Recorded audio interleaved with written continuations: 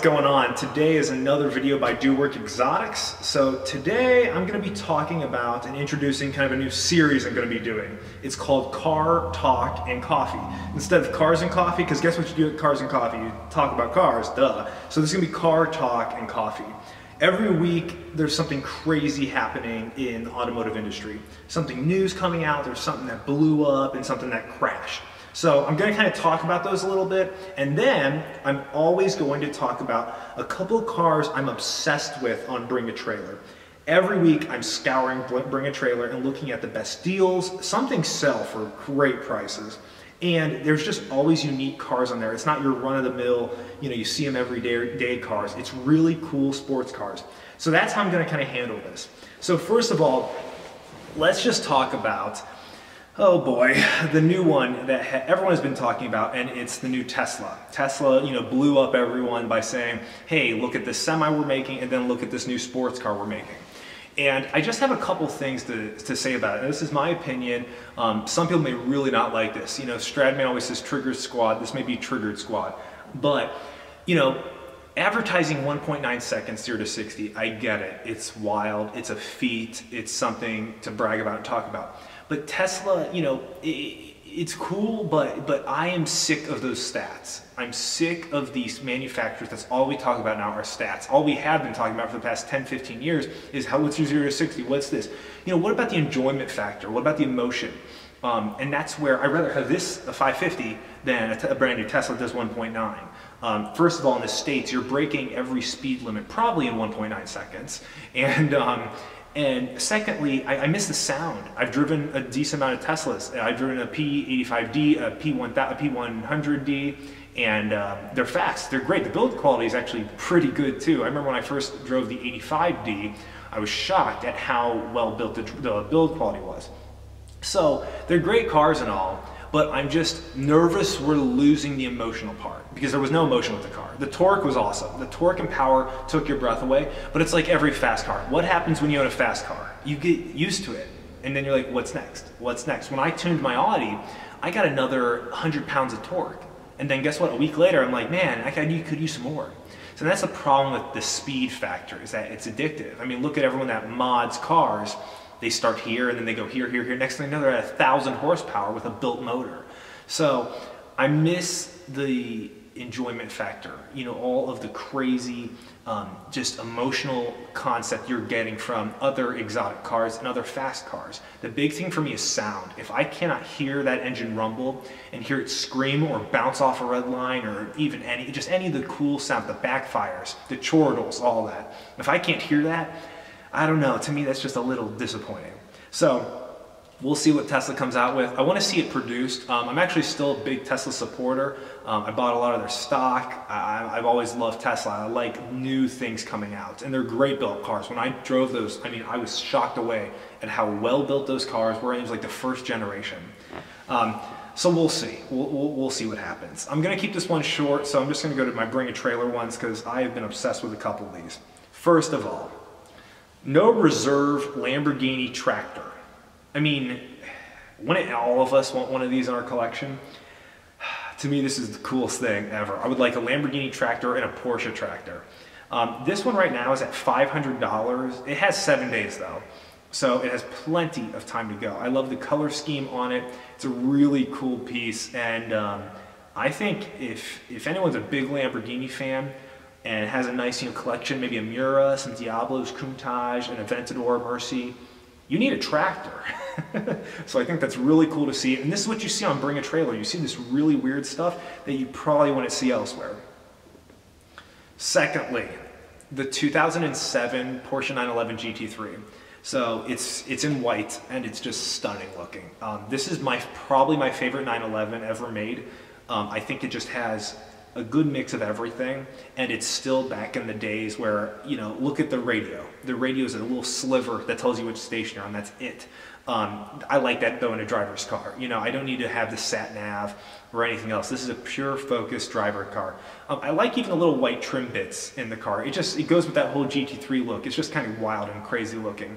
What I love most about these GT3s is that they hold their value so stinking well. You could buy this right now and sell it in 5 years, I guarantee you, for what you bought it for.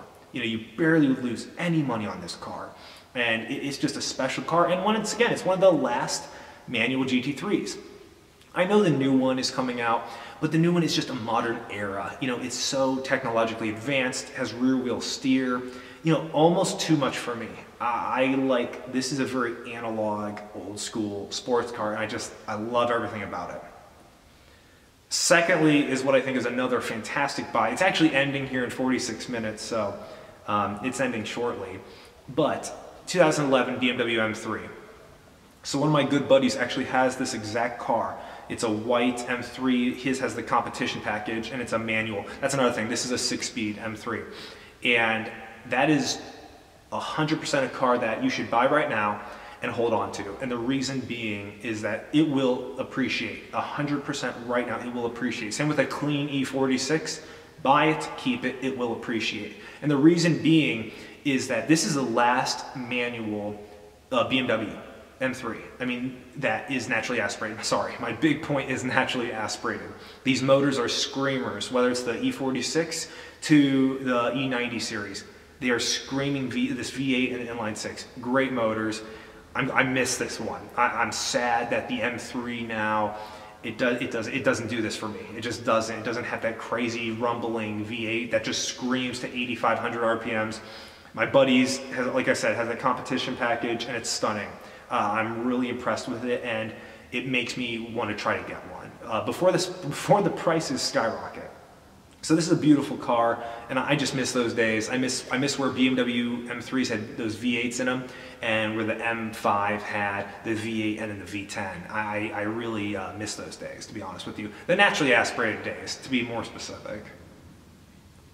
Okay, next, what I really love on here are these Lotus Elises. So this is another car you can buy, and you won't lose a dime. I think these Lotus Elises have been from like $30,000 to $40,000 for the past like 5 to 7 years. I literally remember saying, I'm gonna buy one of those because I was really interested in one. And then I sat in one, and I'm just too big for it. I just can't fit in it, and I feel claustrophobic in it, and it's just crazy. So, you know, they're really cool though, and I love like how reliable they are. They have that Toyota-based motor train in them. You can buy them with 50, 70,000 miles on it, and you got nothing to worry about. And once again, the reliability and the way they hold their value, it's incredible. This one here only has 11,000 miles on it, and it's the original owner. So you know this thing is just in pristine condition. I love the green that's on it. It's a cool car. And it's got like $25,000 right now. I want to see what this goes for. It should be well into the 30s. We'll see. And last but not least, so I'm a big AMG fan. I love everything about the Mercedes AMGs. And this one is a special one. It's the CLK 63 Black Series. If you don't know anything about this car, you know, go watch a video on it. Go watch Doug DeMuro's review. It's stunning. This was kind of when AMG started to make their specialty Black Series cars. So cool, so unique. It has these really cool wide body flares. What's even cooler about this car is that to like the untrained eye, you aren't going to really know what it is. It's a nice Mercedes. But to the guys that know what it is, it's got that wide body. That's a Black Series, and it's really neat. These have held their value around $60,000 to $80,000 for the past 5 years as well. Ever since they came out, they've just held their value really well. This one only has 15,000 miles, and they only made 349 CLK 63 Black Series. 349. That means if you own one of these, you have something really special. And once again, I would hold on to this because you aren't losing money, you only would be gaining. It has to happen. This has the 6.2 liter V8 in it. So once again, before that turbo era, everything's turboed now. And believe me, I have a turbocharged car. I like them, but they take away that crazy emotional guttural sound and just all the fun parts of a naturally aspirated car. It's hard to explain, as you can tell. It's hard to explain. The naturally aspirated cars just respond so differently than these torque-filled turboed ones. And that's cool too, don't get me wrong. But there's something great about just revving out a car all the way to red line, the naturally aspirated one, and just hearing it backfire and pop. So this is a great car to look into for, once again, investment purposes as well. You could drive it and not lose much money at all. Love the DTM bumper looking portions of the CLK 63 Black Series. And then once again, the sound. The sound is so good on this car. It's just music to my ears, music to a car guy's ears. So that's all I got for today's video. I'm gonna keep doing these every week. Like I said, I think this is gonna be something fun. So this is gonna be car talk and coffee, and we will continue, but I'll see you guys next week then. Okay, have a good one.